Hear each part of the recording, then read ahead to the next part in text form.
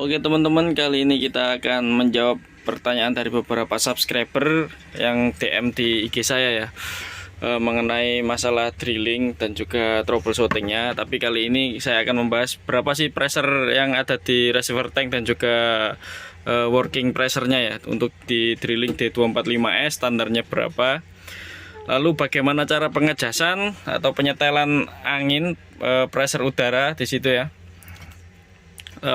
Lalu untuk material apa saja. Oke, kali ini kita akan membahasnya ya. Untuk receiver tank di sini di limit sampai di 130 ini sudah rilis ya pressernya, atau sudah safety valve-nya bekerja. Jadi pressure di dalam tangki sudah dibuang ya di 130. Lalu untuk standby-nya di sini kita setel di angka 100 sampai 110, tergantung dari minimum pressure-nya yang ada di atas receiver tank berapa. Tapi kalau di sini saya setting di 100 psi. Lalu untuk working pressure-nya tergantung ya, dari kedalaman lubangnya yang kita bor berapa, lalu material apa, dan juga kita lihat juga jenis bitnya ya, apa dia menggunakan mata bor apa.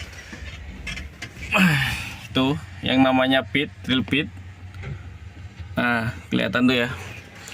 Untuk area di sini termasuk area medium clay ya. Jadi kita cukup menggunakan di pressure 40 sampai 50 psi, atau bisa kita setting di 50 psi. Untuk toleransi pressure-nya ada di 40 sampai 60 psi, tergantung material apa yang kita bor. Jika semakin dalam maka pressure-nya yang dibutuhkan akan semakin tinggi ya. Jika pengeboran full 8 meter dan juga material medium clay seperti di sini, kita gunakan di 50 psi itu sudah cukup ya. Tapi kalau menggunakan areanya berpasir, kita kasih di pressure 50 atau sampai 60, itu pasti akan longsor ya pasirnya. Jadi ukuran lubang, diameter lubang itu tidak sesuai yang ditentukan oleh standarnya ya. Jadi untuk bola-bola untuk blastingnya nanti akan terlalu besar dan juga menyebabkan deviasi ya. Lalu di mana Bang tempat penyetelan pressernya ya? Oke, akan saya tunjukkan.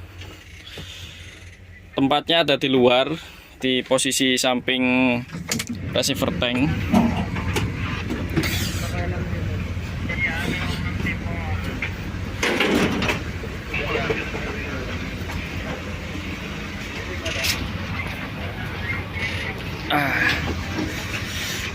Tempatnya ada di kiri unit ya,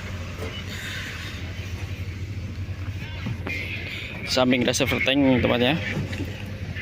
Kita buka dulu. Oke, ini sudah kita buka. Di sini ada reducing dan juga subtractive valve.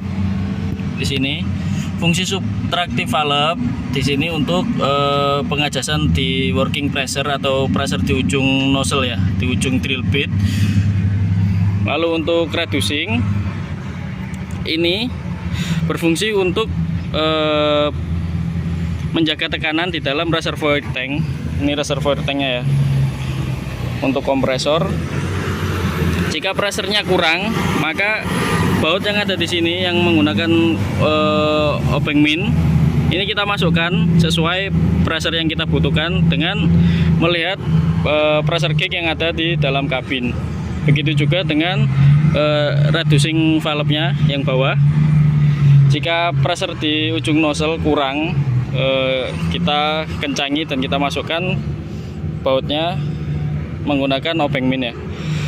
Lalu apa saja masalah jika pressernya kurang yang ada di ujung drill bit ya. Yang pertama, pipa pengeboran atau drill pipe ini pasti akan mengalami overheat, kepanasan ya, karena hasil cuttingan tidak bisa terangkat sempurna.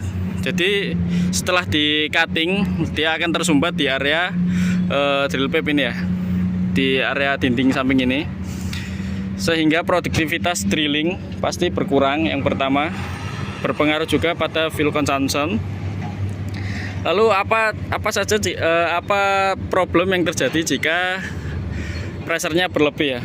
Yang pertama pasti hasil pengeboran seperti ini. Ukurannya pasti tidak sama ya. Jadi jika drill pipe ini ukurannya 5,5 in, bisa-bisa ukuran lubang pengeboran ini bisa menjadi 6,5 atau 6 in ya, karena dinding dari tanah tersebut longsor karena pressure yang terlalu tinggi ya. Dikhususkan untuk area yang berpasir. Kalau ini masih medium clay, jadi masih aman. Dikasih pressure 50 psi. Oke, saya jelaskan di area kabin ya.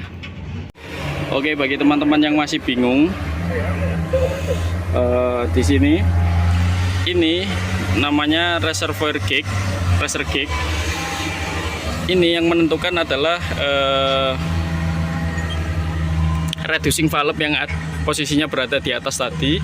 Lalu ini adalah working pressure atau pressure di ujung nozzle ya, atau di ujung drill bit.